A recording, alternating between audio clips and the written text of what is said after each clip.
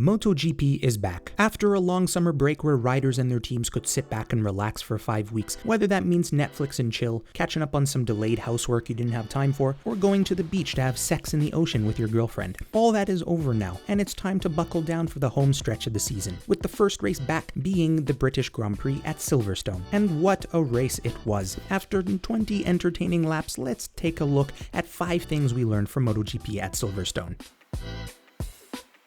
After a subpar first half of the 2022 season, Miguel Oliveira looks to be a new and improved version of himself. After a miserable qualifying which saw both him and his teammate Brad Binder fail to make it in the top 10, that clearly didn't seem to matter come race day, because Oliveira was a man on a mission, moving up several places with some nice overtakes to finish P6. Who knows what Oliveira was up to during the break? I mean, maybe it was some intense film study to review his mistakes in previous races, or maybe it was some deep meditation to reset his mind, or maybe it was through a spiritual journey on hallucinogens with the Aboriginal people of Portugal. Who knows? But either way, producing good results like this will serve as an audition for his new team in 2023, whoever that may be. Maybe the rest of the season will see Oliveira fight for podiums and wins like he used to.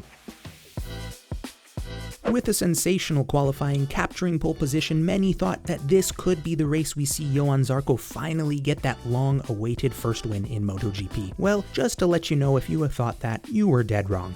I mean, dead wrong. Although it looked like Zarco would potentially put this demon to bed with a nice start to the race, leading over the first few laps, a simple mistake from too much braking in the corners saw Zarco crash out of the lead with a simple low side, as he watched his hopes and dreams fade before his eyes from the gravel pit. If anything, maybe this wasted opportunity can motivate Zarco to come back better than ever for the remaining races in 2022, because I can assure you, no one wants to be constantly finishing runner-up when they know that they can win. And we know you can win, Zarco. You just gotta focus and do it.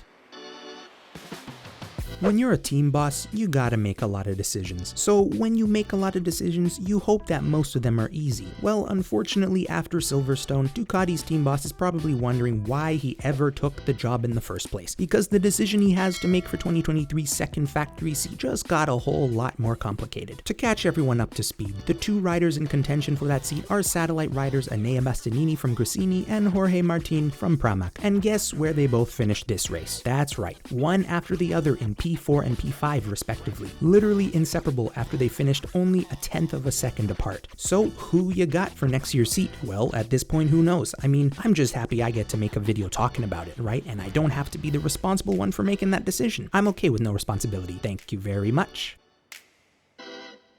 At this point in 2021, things were not looking good for Maverick Vinales and his MotoGP career. A tumultuous relationship with Yamaha ended with Maverick's contract being terminated, forcing him to explore other options. And luckily, Aprilia happily obliged, because now Vinales is back to being his old self, fighting for podiums and wins. Ending the first half of the season with a P3 finish for a first podium with Aprilia seemed to install the confidence needed for Vinales to get back into peak form, because now a second straight podium, this time coming in P2, means that the next race Maverick will finish P1, right?